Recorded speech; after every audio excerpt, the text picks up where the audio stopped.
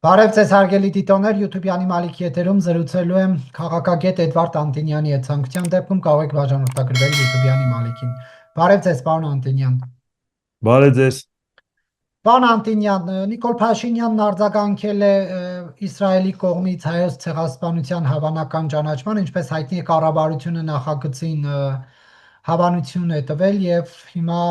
հարցը խորհրդարանի դաշտում է եւ նշել է մեջբերեմ արձագանքի կարիք չենք տեսնում, կարծում ենք, որ հայոց ցեղասպանության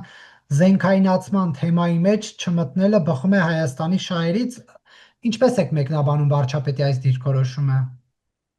Ավելին մենք չէինք էլ սպասում, մանավանդ որ այսօր ոչ Թուրքիայի, ոչ Ադրբեջանի հետ Նիկոլ Փաշինյանը չի ցանկանա հարաբերություն փչացնել, իսկ Ադրբեջանը արդեն հասցրել է դատապարտել Իսրայելին դրա համար, Թուրքիան նույնպես արձագանքել է։ Իդեպ իրականում ավելին պետք էլ չի սպասել, նախ այն պատճառով, որ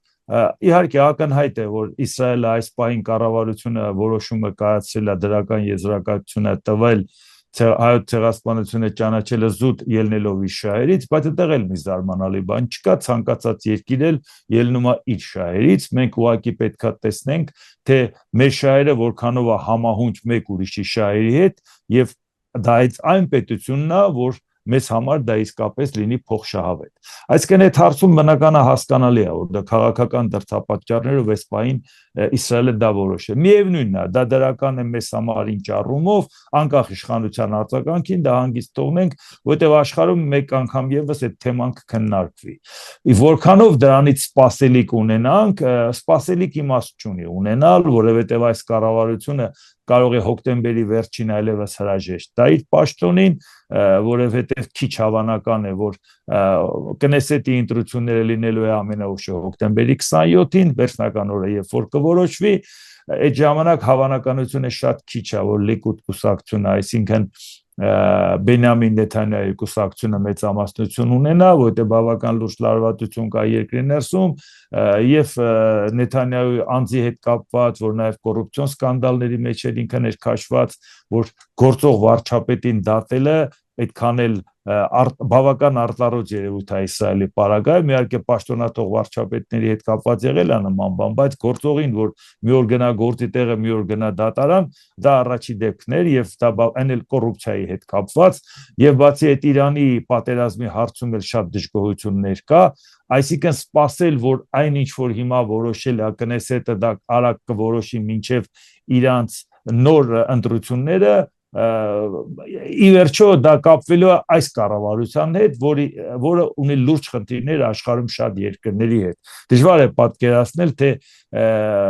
Նեթանյահուի վարչակազմը աշխարհում որ երկիրը կա, որը որ սատարում է, ողջունում է եւ աջակցում է Նեթանյահուի կառավարությանը։ Երևի ոչ մեկը։ Անկամ Միացյալ Նահանգները, որ գլուխը գովում էր, որ միակն է, որը պաշտպանում է Նեթանյահուին, անգամ Դոնալդ Թրամփը ցույց տվեց, որ մեր շահերից բխող հարցեր պետք է անենք, եթե նույնիսկ դա չբխի Իսրայելի շահերից։ Այսինքն զուտ ուղղակի լսենք, այսպես ասած, ոչ մեծ սպասելիքներ ունենանք, որովհետև ասի որ արժևում ընտրությունները եւ այս կառավարության հնարավորությունները ընտրությունները չափազանց փոքր է եւ տպավորություն չառաջանա, որ մենք այս կառավարության հետ փորձում ենք հարաբերությունը կարգավորել, գնացող կառավարություն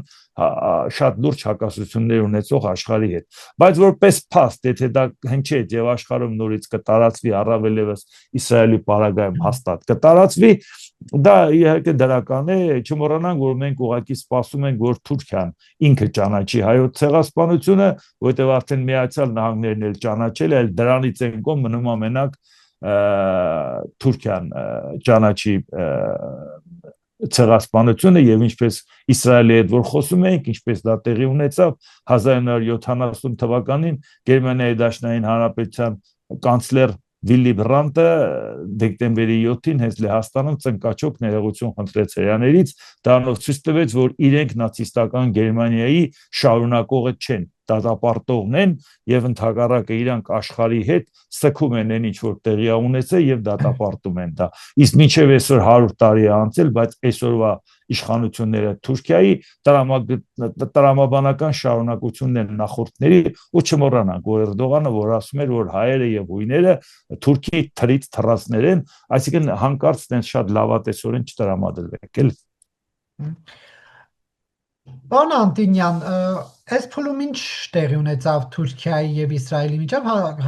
հայտնի է, որ իրենց հարաբերությունները մշտապես լարված են, բայց հատկապես այս ֆոնին ինչը Իսրայելին դրդեց նման քայլի գնալ։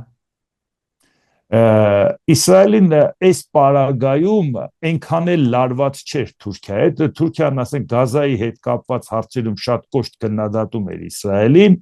այդ պարագայում այո Իսրայելը մի քանի անգամ էլ ակնարկեց, որ կարողա ցեղասպանությունը ճանաչելու հարց դնի,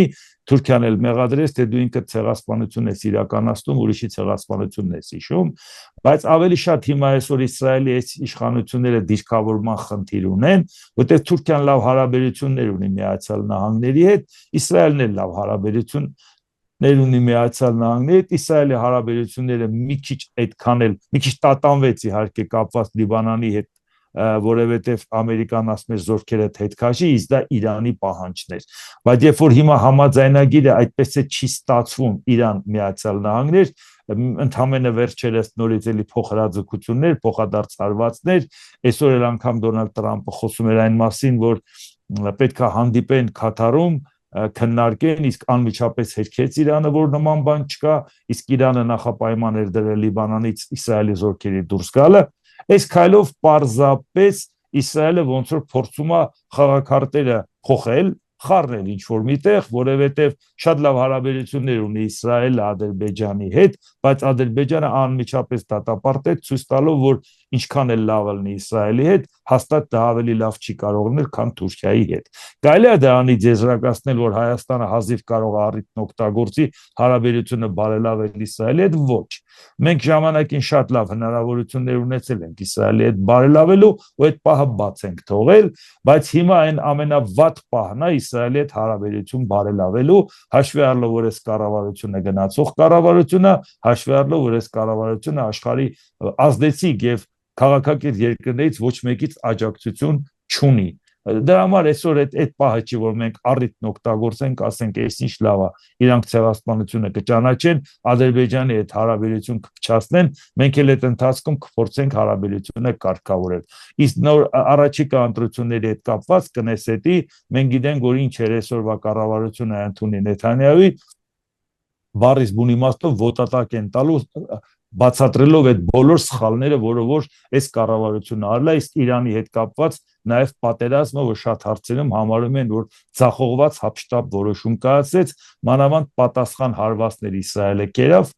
եւ դա իսկապես շատ դուրս դժգոհություններ է երկրի ներսում առաջացրել։ Մենք պետք է մի քիչ ավելի խորությամբ ուսումնասիրենք ինչ է կատարվում։ Մակերեսային հարթության վրա մի բան կարող ենք ասել։ Իրանք հայտարարեցին դրական է, բայց ոչ ավելի։ Սպասելիք չունենանք, որ հետո չհիասթափվեն։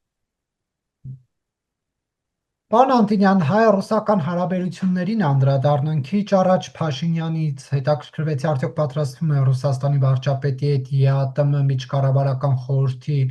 նիստի շրջանակներում քննարկել պատժամիջոցների հարցը, Փաշինյանն արձագանքեց, պատժամիջոց բառը ճիշտ չի, պատժամիջոց չկա եւ չի կարող լինել,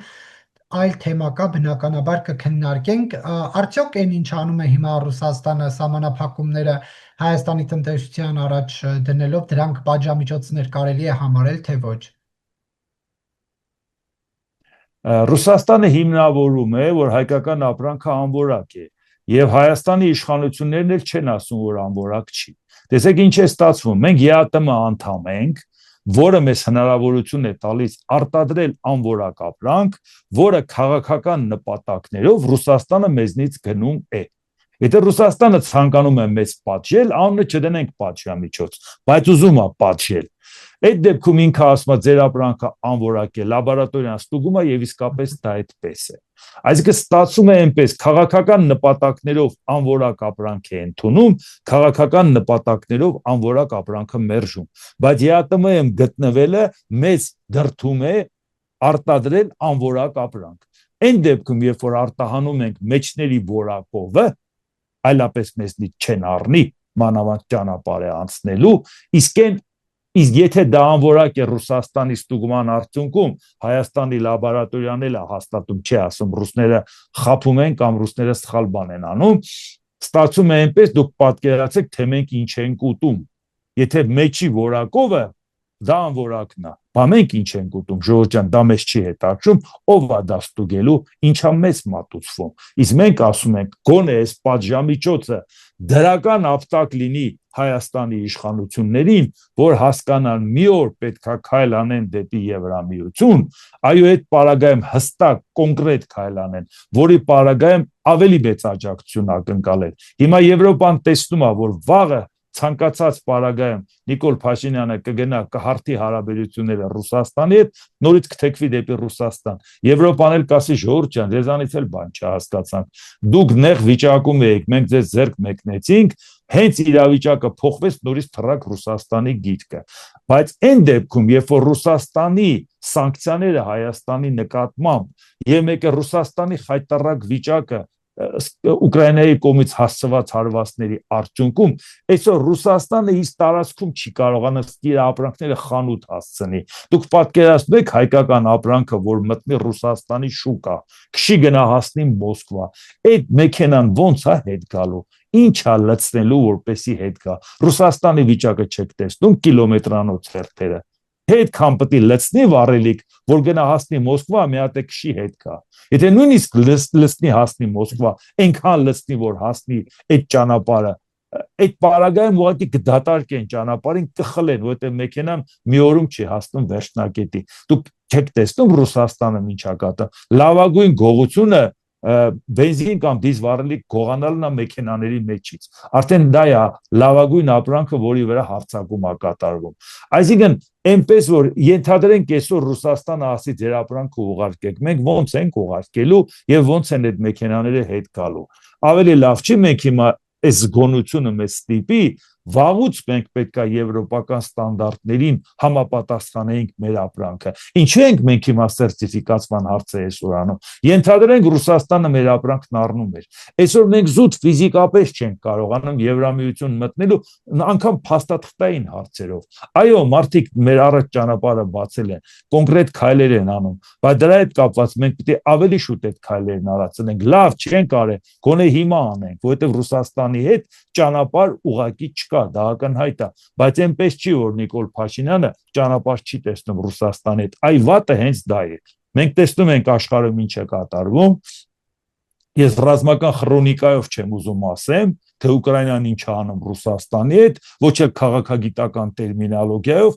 պարզապես Ուկրաինան ծեծում է Ռուսաստանին։ Բարիս բուն իմաստով հացուտակ է տալիս։ Ես ուզում եմ հասկանամ, մենք ինչ ենք հեռանկար կապում Ռուսաստանի հետ։ Մենք չենք տեսնում ինչ է կատարում։ Կիլոմետրանոց հերթերը չենք, խանութ չեն կարողանում ապրանք տանեն, հոսանք չունեն իրանց տներում, ջուր չունեն իրանց տներում։ Դուք պատկերացնում եք Ռուսաստանի վիճակը։ Այս երկրի համար էլ մեր խորհրդարանը պետք է սպասարկի Ռուսաստանի շահերը։ Գնացել են խորհրդարան երկու ռուսամետ ուժ, այդ երկուսը համարենք մեկ միավոր, անունն է ձևական իրարից բաժանված, բայց դա մեկ միավոր է։ Եվ մեկ էլ մի հատ բալանսավորող ուժ, որ այդ էլ անունը բալանս, ուղղակի բոլորին հայ է ասել, վաղն էլ գնալու է Պուտինեն ու Միշուստինին հասի։ Արդյունքում մենք մեր երկրի հետ կապված այս մարտահրավերներին ինչով ենք հակադարձելու, ինչով ենք դեմը առնելու։ Պարոն Անտինյան, ինչու է Նիկոլ Փաշինյանը այս ամենը խուսափում պատժամիջոցներ որակելուց, հատկապես որ ինքը առաջ է քաշում, պետք է հասկանանք ԵԱՏՄ-ն կա, չկա, եթե կա, ինչպես է ԵԱՏՄ-ը մի պետությունը մյուս պետության դեմ այսպիսի գործողություններ անում։ Չի կարողանում պատժամիջոցներ որակի, որովհետև մեր լաբորատորիան ասում է ճիշտ եք ասում, ապրանք անորակ է։ Ինքն է կառավարության նիստին դա ասել, էկոնոմիկայի նախարարն է ասել։ Իրանք չեն կարողանում ասել Ռուսաստանի լաբորատորիան սխալ ստուգում է արել։ Բա ոնց պատժամիջոց անունը դնեն։ Բա իրոք դա պատժամիջոց չի։ Ռուսաստանը հասել է նրան, որ մենք արտադրում ենք անորակ ապրանք, որը հիմնականում սպառում ենք Ռուսաստանում։ Ռուսաստանին ընդհանրապես հետաքրքիր չի իր սպառողը ինչ է ուտում։ Հիմա էլ ինքը ասում է Այո, ես շահագրգռված եմ, որ դու անորակ ապրանք արտադրես, որը ոչ մեկին չես կարող վաճառես։ Բա երբ որ առավոտից իրիկ ու ինձ ճղում էի, ասում էի ժողովուրդ ջան, մենք եթե որակով ապրանք ունենանք, մենք կուղարկենք արաբական երկրներ, նրանք նավթային երկրներ են անապատային, լավ էլ փող ունեն, թանկ եւ որակով ապրանք կառնեն։ Եվրոպան պատրաստ է թանկ եւ որակով ապրանք առնել։ Նույնը Ամերիկան անորակ էժանը չի առնելու։ Մանավանդ, եթե ապրանքը անորակ է, նրա վրա տրանսպորտային ծախսն է գումարվում մինչև Եվրոպա, էժան ապրանքի մեջ, երբ որ դու տրանսպորտային ծախսել գումարում ես, այդ ապրանքը չի կարող եվրոպական շուկայի համար մրցունակ լինի։ Լավ, այսօր ժամանակավոր մեզ կօգնեն, վաղը դա չի լինելու։ Իսկ գնողունակ պահանջարկը բարձր է Եվրոպայում, մարդիկ բարեկեցիկ են ապրում։ Եթե նրանք գտած որակով ապրանք, այդ որակով ապրանքը կլինի թանկ, նրա մեջ է տրանսպորտի չափը, տեսակարար կշիռը այդքան մեծ չի լինի։ Այդ ապրանքը կարող են առնել, բայց դու պետքա որակով ապրանք արտադրես։ Առավել եւս մենք այդքան մեծ քանակությամբ ծավալի ապրանք չունենք, որ ասենք դե թանկ ապրանքով այդքան շատ գնորդ չկա։ 450 միլիոնանոց եվրոպական շուկայում հաստատ մեր ապրանքի գնորդ կգտնվի, բայց մեր ապրանքը թանկ ու անորակ է, մեր ապրանքը մրցունակ չէ։ Այս է խնդրեմը, բայց երբ պետք է մենք դրանից դաս քաղենք։ Բայց իհարկե չի կարող ասի, որ դա պատժամիջոց է։ Լաբորատորիայի անալիզը հանում ցույց են տալի։ Բայց մենք այսօր չենք մտածում այդ լաբորատորիայի անալիզն ունենալով մենք ինչ ենք ուտում։ Պարբերաբար էս այդ թեման բարձրացնում եմ։ Ոչ մի արձագանք չկա, ասես ոչ մեկին դա չի հետաքրքրում։ Պարոն Անտինյան, իսկ այդ ԵԱՏՄ-ի հետ կապված առաջ քաշած հարցը ինչ տեղ կտանի, ինչ արդյունք կունենա։ Խնդիրը հետևյալն է, ԵԱՏՄ-ն եթե ասում է կողմնորոշվեք, առաջի հետքն Ռուսաստանն է ասում, կողմնորոշվեք, մեր հետ եք թե չէ։ Մենք թույլ չենք տա, որ մեր հետ գա հաստեք ճամփաբաժանին, վերջնական որոշեք գնում եք Եվրոպա։ Այսինքն, եթե որոշում ես հիմա որոշի։ Եթե հիմա կատեգորիկ ձևով ԵԱՏՄ-ն դնում է ասում է որոշի հիմա, նշանակում է ինքը առանձնապես չի անհանգստանում, եթե Հայաստանը դուրս գա։ Բայց որովհետև եթե մենք մտածում ենք, որ իրանք շատ պետք է հուզվեն, որ Հայաստանը դուրս է գալու, իրանք լղոզված ձևով կտանեին առաջ, այլ ոչ թե հիմա կատեգորիկ կդնեին։ Հիմա տեսեք, Ռուսաստանը ճնշում է գործադրել, նույնիսկ եթե ապացուցել ապրանքն անորակ է, մեղավորը մենք ենք, բայց ճնշում է գործադրել քաղաքական դրդապատճառներով։ Դրանից հետո Եվրոպան ձեռք է մեկնել մեզ։ Ռուսաստանը տեսավ, որ մենք չավարտվեցինք, չկործանվեցինք, Եվրոպան ձեռք է մեկնել ֆինանսական աջակցությունից սկսած մինչև կազմակերպական։ Այո, այդ ամբողջ ծավալը հանել հնարավոր չի, դա հասկանում ենք, բայց այնուամենից ձեռք է մեկնել։ Ռուսաստանը հասկանալով, որ իր ճնշումը չաշխատեց, պետք է փորձեր շիրաշահել Հայաստանին։ Բայց ինչի՞ է նորից հռետորաբանությունը կոշտացնում։ Մի պարզ պատճառով, ընտրություններից առաջ Նիկոլ Փաշինյանը խոստում է տվել Վլադիմիր Վլադիմիրովիչին, եւ իրանք ասում են, մենք Ուկրաինայի հետ խնդիր կունենանք թե չէ, ուրիշների հետ խնդիր կունենանք թե չէ,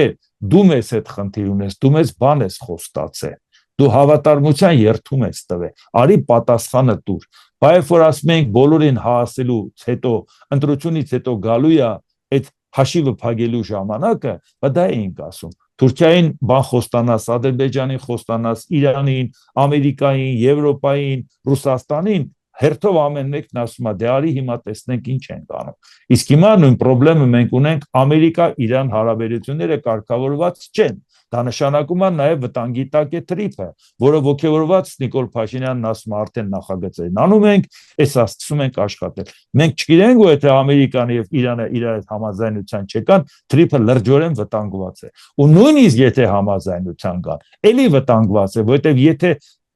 Ամերիկան որոշեց գլոբալ առումով Իրանի հետ համաձայնության գա եւ Իրանին սիրաշահի, այդ թվում նաև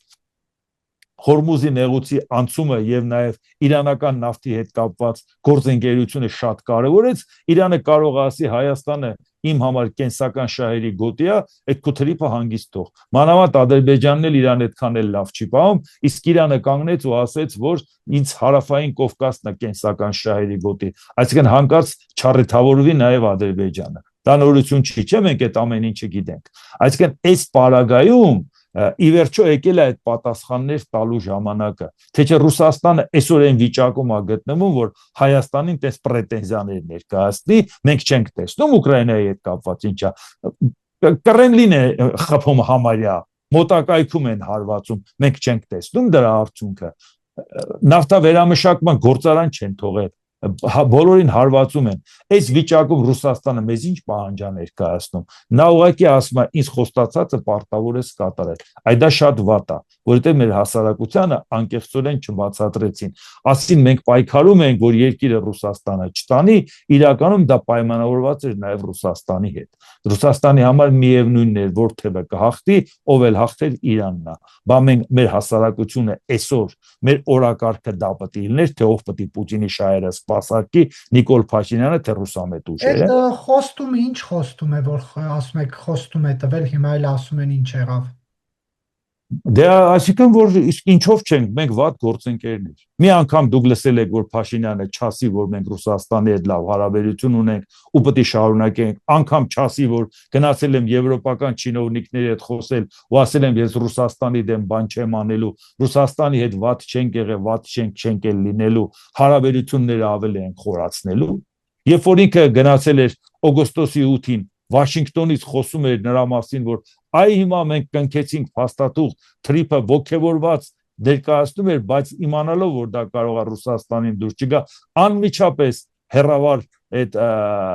ասուլիսի հետ կապված ինքը հենց այդ ժամանակ պատասխանեց հարցերին, ասեց մենք առաջինը դիմել ենք Ռուսաստանին, ասել ենք արի այս ճանապարհը օգտագործի Սյունիքով։ Ինքը հրաժարվեց, մենք դիմեցինք Ամերիկային, բայց սա մեզ օգնելու է Ռուսաստանի հետ ավելի մոտենանք։ Մոռացանք, որ Ռուսաստանի ապրանքը Ադրբեջանով եկավ, առաջինը Նիկոլ Փաշինյանը հայտարարեց, որ այդ ճանապարհը Թրիփի շնորհիվ առարկայական արդեն գործում է, մենք Ռուսաստանին ավելի մոտեցանք ցամաքային ճանապարհով նորմալ Ադրբեջանի միջոցով բեռենք ստանում։ Եվ քանի անգամ ասել է, որ Թրիփը բխում է Ռուսաստանի շահերից եւ Իրանի շահերից։ Մենք այդ ամեն ինչը լսել ենք հենց Իրանի, չէ՞։ Ոչ թե ենթադրություն ենք անում։ Պարոն Անտոնյան, եւ այս ֆոնին ինչքան կձգվի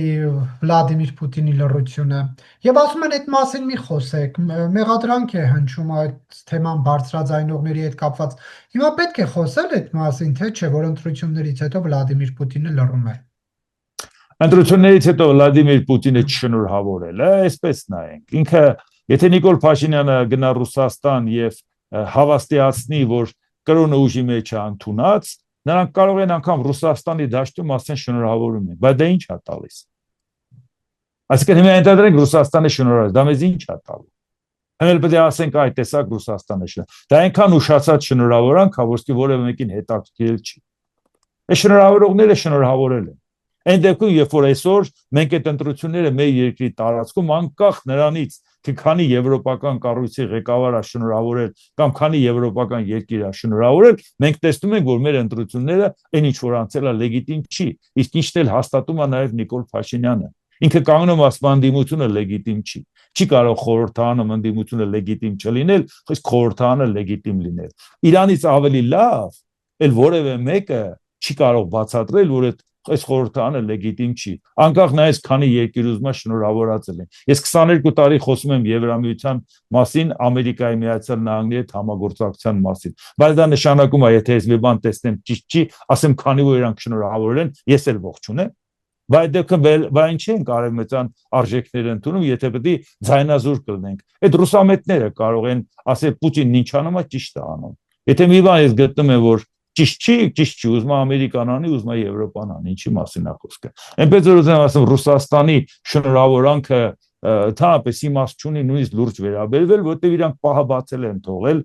ենթադրենք շնորհավորեց, ինչ։ Կամ շնորհավորեց, ինչ դրանից։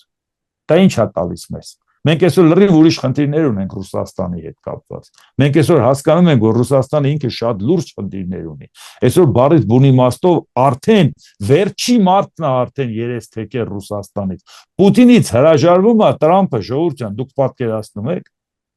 Տրամփը արդեն Պուտինին արդեն ասում է, չէ, էլի դու հաղթողը չես, հաղթողը Զելենսկին է։ Այն նույն Տրամփը, որ Զելենսկուն կանչել էր Օվալաձև աշխատասենյակում եւ բացատրում էր դու խաղակարդ չունես, դու պետք է գնաս զիջումների։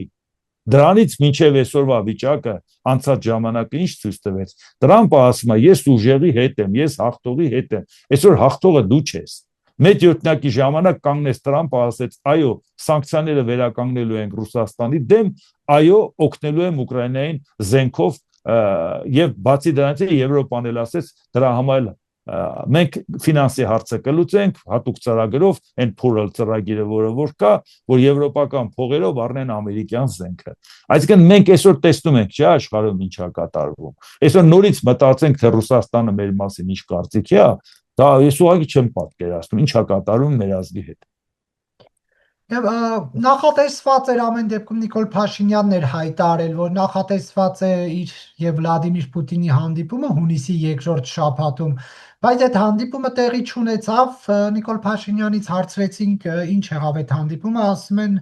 նախատեսված չի եղել հանդիպում, սա այդ բարդ հարաբերությունների պատճառով է, որ չհանդիպեցին։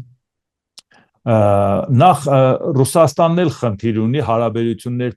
ինչ դիրքից է խոսելու ինքը Հայաստանի հետ։ Ինքը կարող է Նիկոլ Փաշինյանին ասի, բա դու բան էիր խոստացել։ Դազուտ միջանձնային հարաբերություններով նա այդ իրավունքը ունի պահանջելու։ Ու դա մենակ չի գալիս հիմիկվա ընտրություններից առաջվա հավաստիացումների։ Երբ որ ուկրաինական պատերազմը եղավ 2022 թվականի փետրվարի 24-ին, երբ որ ճղում էինք, մեզ ասում էինք, որ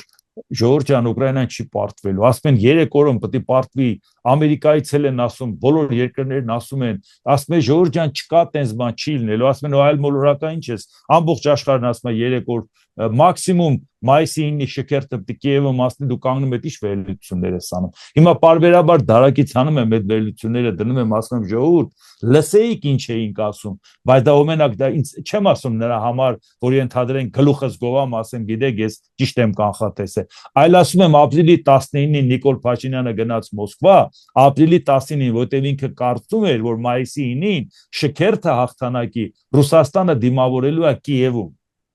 Եվ գնաց այն ինչ փաստաթղթեր ստորագրել, չեք նայել ինչեր է ստորագրել, բայց դա ստորագրածն է, բա ոչ հրապարակայինը։ Հավատարմության երթում էր տալի կարծելով, որ էս Ուկրաինան վերցնելուց հետո հաջորդը Հայաստանն է։ Ինքն էլ ասում էր, դե եթե Հայաստանը վերցնում ես, ինձանից հավատարիմ մարդ Հայաստանում չես գտնի։ Բա դրանից հետո ռուսները սկսեցին նաև երեսով տալ, ասել են ինչ որ եկել ես մեզ խոստացել, գնա քո ժողովրդին ասա։ Հետո երբ որ արդեն Նիկոլ Փաշինյանը չկարողացավ թաքցնի, որ ինքը իսկապես գնացել է կրոնը ընդունել է Պուտինի, ասես դե մինչև Արցախը չհանձնեցի, չկարողացա Ռուսաստանից փոխվել։ Այսինքն 22 թվականի այդ կրոնը ընդունելը ոչինչ։ Պատերազմից հետո ասում էր պատերազմել ենք Ադրբեջանի հետ, որ Ռուսաստանից անկախանանք, բայց 20 թվին պատերազմել ես, թե ինչ ես Ադրբեջանի հետ պատերազմ Ռուսաստանից անկախանում, այդ էլ բացատրություն չունի, բայց տեսա, որ 22 թվականի Ռուսաստանի կրոնը ընդունելը չի կարողանում թաքցնի, ասես դե էլ ոչինչ, 23 թվականին մինչև Արցախը չդատարկեցինք, Ռուսաստանից չանկախացանք, իսկ դուք Ռուսաստանի եւ Հայաստանի վերաբերմունքի մեջ 8 տարվա մեջ որևէ փոփոխություն տեսել եք, անկախ նրանից Արցախը մերն էր, թե հիմա Արցախը դատարկված է, բացարձակ, որտեղ Նիկոլ Փաշինյանը պաշտոնավարման սկզբից է արդեն գնացել ընդունել կրոնը, որ Հայաստանում ես ունեմ հասարակական վստահություն, այնպես որ ավելի լավ գործընկերը Ռուսաստանի ես լինեմ, քան թե նրանք, ում որ հասարակությունը չի ընդունում։ Եվ այդ նույնը շարունակվում է մինչև այսօր, ցավալիորեն մինչև այսօր։ Եթե ինչ որ միտեղ 2022 թվականի ապրիլի 19-ին ներելի էր, որտեղ կարող է ասեն, դե լավ, ամբողջ աշխարհը կարծում էր մայիսի 9-ին պատերազմն ավարտվելու է։ Այդ ով է ասել, որ պետք է մարդը Անտինյանին լսեր, այլ ոչ թե մնացած բոլորին։ Ես որևէ բանով չեմ կարա ասեմ, չէ, պարտավոր է ինձ լսել, ինչի համար պետք է ինձ լսեր։ Կարող է ինձ էլ լսել, մյուսներն էլ իր որոշումը կայացնել։ Բայց այսօր արդեն երբ որ տեսնում եք Ռուսաստանը եւ ուկրաինական պատերազմը ինչա կատարվում, դրանից հետո նորից շարունակել Ռուսաստանի վրա հույսեր կապել եւ խորհրդան բերել ուժեր, որոնք պատկերացնում են մեր ապագան ռուսական ճահիճը, սա արդեն ուղղակի խայտառակություն է, ժողովուրդ ջան։ Պարոն Անտինյան, ի վերջո ԵԱՏՄ նիստին ինչ քննարկում տեղի կունենա Փաշինյանի ու Ռուսաստանի վարչապետի միջև։ Դե կարող է ասենք որոշակի պրետենզիաներ նաև Փաշինյանը ներկայացնի, որ ինչի է Հայաստանի հետ կապված նման որոշում ներկայացնում, բայց եթե մինչև ԵԱՏՄ գնալը ինքը արդեն ընդունում է, որ չի կարելի անորակ ապրանք ուղարկել, անգամ մեր դաշնակից պետություն չի կարելի անորակ ապրանք ուղարկել ու նրանք ստանան, մենք մեր ինքնիշխանությամբ, այսպես ասած, պատասխան տանք ապրանք վաճառելուն,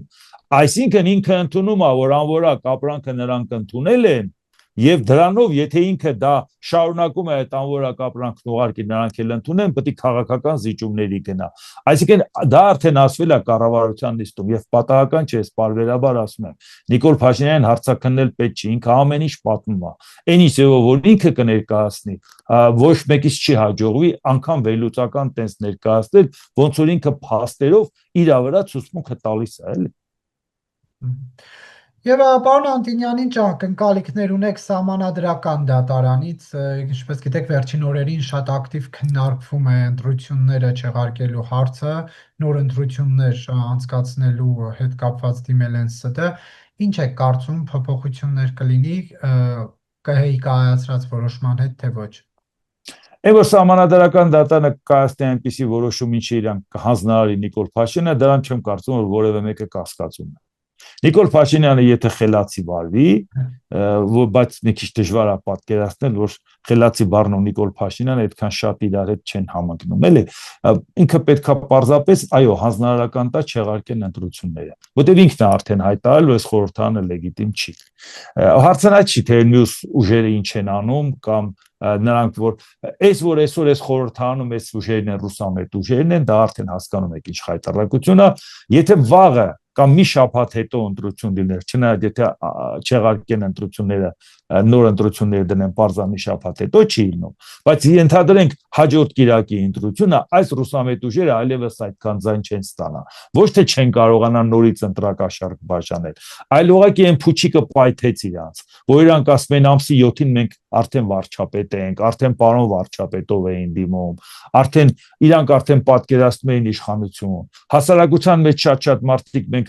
քարոզարշավի ժամանակ գնում ենք, ասում են պարոն Անտինյան, պարոն Գուրգեն Սիմոնյան, մենք ձեզ շատ հարգում ենք, բայց հասկացեք, դուք չեք կարող Նիկոլ Փաշինյանին տուն ուղարկել, այդքան ձայն չեք ստանա, բայց այն մարդը են միլիարդատեր մարդը ոչի խափում, ինքը ասել է ամսի 7-ին տուն եմ ուղարկում, գնանք այդ ձայնը իրանց տանք, պրծնենք այս Փաշինյանից։ Նույն հարցով մեկ ուրիշներն ասում էին, պարոն Անտինյան, պարոն Սիմոնյան, ձեզ շատ հարգում ենք, բայց այդ ռուսամետները երկիրը տանում են, բերեք գոնե Փաշինյանին ընտրենք, դուք այդքան ձայն չեք ստանա, որպեսի գոնե կարողանանք դեմը առնենք։ Այսինքն դուք պատկերացրեցիք ինչ տեղի ունեցավ։ Այս արդյունքում, այդ պասերով արդյունքում մենք ունեցանք այսպիսի խորհրդարան։ Այո, եթե այսօր նոր ընտրություններ լինի, այդ ռուսամետ ուժերը այդքան ձայն չեն ստանա։ Այո, այլընտրանքային ուժերը ձայն կստանան, կգան խորհրդարան։ Դուք պատկերացնում եք աշխարհում ինչ օրակարգ է, մեր Հայաստանի խորհրդարանում ինչ օրակարգ է։ Մի հատ արևմտամետ մարդ չկա այնտեղ։ Մարդ, որը պարզապես Հայաստանի ապագան պատկերացնի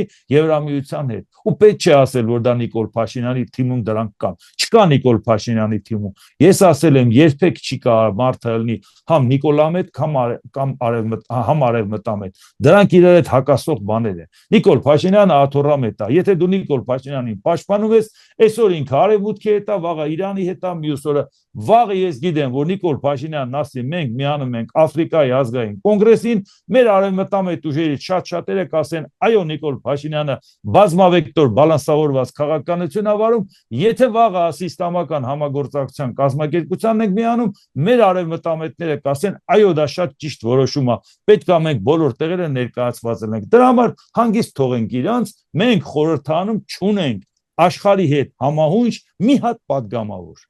Այս մենք ուզում ենք ասենք, սա մեր հասարակությունը դա էր ուզում։ Ոնց է հնարավոր սոցիոլոգիական հարցում անցկացնես 50%-ից ավելը երկրի ապագան պատկերացնի Եվրամիությունում, բայց գնաս ընտրության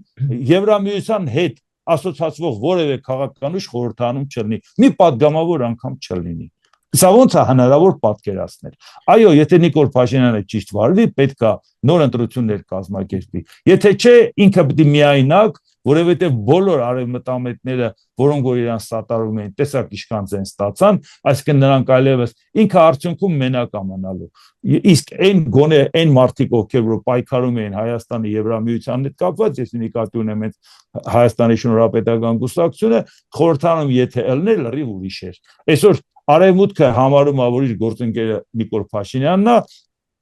վաղը Նիկոլ Փաշինյանը թեքվեց Ռուսաստան, Արևմուտքն էլ նեղվեց, ոնց որ Վրաստանի հետ կապված, հետ քաշվեց, վիրավորվեց, մի կողմ գնաց։ Ով է այդ շահերը սպասարկելու առաջ տանելու։ Վրաստանում 5 ուժի 4-ը արևմտամետ ուժեր են։ Այո, նրանք պայքարեցին իշխանության համար, բայց նրանք գործընկեր են Արևմուտքի հետ։ Խորհրդանում ներկայացված 4 ուժ, որոնք որ բոյկոտում էին, որոնք որ խնդիր, այնուամենայնիվ նրանք իդեմս այդ ուժերի գործընկեր ունեն Վրաստանում։ Հիմա այսօր Հայաստանի գործընկերը, եթե իշխանությունը չի, որը ասենք Վրաստանի իշխանության նման խաղեր տալով Եվրոպայի հետ գնում է Ռուսաստան։ Ով է գործընկերը Եվրոպայի։ Ով է ներկայացված խորհրդանում, բայց խորհրդանի իմաստ ունի, այդ ձևով շարունակի, այդ ձևով գոյատևի։ Եվ վերջում, պարոն Անտոնյան, Նիկոլ Փաշինյանը ըստ էության ազգային ժողովի ղեկավար կազմում փոփոխություններ է անում, հայտնի դարձավ, որ Ալեն Սիմոնյանին ու Ռուբեն Ռուբինյանը կփոխարինի, փոխնախագահներն են փոխվում։ Սա ինչ է, ուղղակի հերթով ռոտացիայով թիմակիցներին լավ պաշտոններ է տալիս, թե նաև խնդիրներ կան կուսակցության ներսում։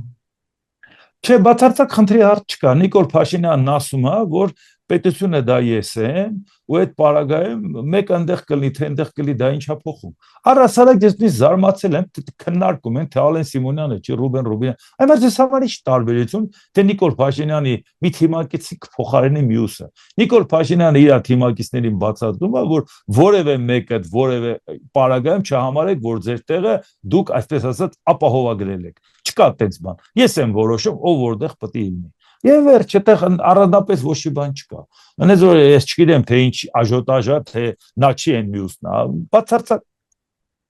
իր համար բացարձակ միևնույնն է, թե խորհրդանի նախագահ տարաձայնությունների պահ կարող է լինել, թե ոչ։ Տարաձայնությունների հարցը ինչու՞մ է, այդ ով պետք է տարաձայնությունն է Նիկոլ Փաշինյանի հետ։ Այսինքն դուք իրոք կարծում եք, որ իրանց թիմի մեջ մարդ կա, որ իր հետ կարող է տարաձայնություն ունենա։ Չկա այդպես բան։ Բացարձակ այդպես բան չկա։ Ում ինչ ասի անելու են, ինչի մասին է խոսքը։ Հիմա որոշել է մյուսին, ասի են մյուսը անի։ Դա ինչ է փոխում։ Եվ ամեն մեկին ասում է, որևէ մեկիդ մտքով չանցնի, որ դու այնքան կարևոր ես, որ սա քո տեղն է։ Ընտրությունն ավարտվել է, դու քո տեղում ես։ Կառավարությունում ասում ես ոչինչ չեմ փոխում, հիմնականում ասենք բոլորը կմնան, այսինքն որտեղ այդ կառավարությունը բոլորը իմ դրած մարդիկ են, իսկ խորհրդանում էլ ասենք ասում է ով է լինի, էլի իմն է, բայց ով պետք է լինի որ։ Այսինքն որևէ մեկը չմտածեք, որ դուք ձեր տեղում եք կամ դա ձեր տեղն է, որևէ մեկը բռոնյա է արել։ Բացարձակ, այդտեղ միշտ կապ չունի դա Ալեն Սիմոնյանը կփոխվի մյուսը գա վստահության ու ոչ վստահության հարց։ Բացարձակ չկա։ Առավել ևս, երբ որ Ռուբեն Ռուբինյանը դեռ նույնիսկ խորհրդաբանը ԿՊ-ն առաջադրումը ընդհանրապես հաստատում է կուսակցության ներսի քվեարկությունը արդեն Սերդար Քլեչը շնորհավորում է։ Դուք պատկերացնում եք երկիր, որը որ դիվանագիտական հարաբերություն չունես իր հետ, եւ այդ երկիրը շնորհավորում է ՀՊ-ի քվեարկությունը։ Դուք պատկերացնում եք դրա մասշտաբները, թե դա ինչ արձագանք գտավ երկրի ներսում։ Այսինքն ավելի ցայտուն բանել ինչ էիք ուզում պատկերացնեք, որ Թուրքիան ասենք ասում է, որ մեր սրտի մարդը պարլամենտի նախագահ, խորհրդարանական կառավարման համակարգի պարագայում։ Դուք պատկերացնում եք դա։ Այսինքն որ լոգիկայով է շնորհավորում ԿՊ-ի քվեարկությունը։ Շնորհակալություն, պարոն Անտոնյան, հարցազրույցը։ Ես եմ շնորհակալ։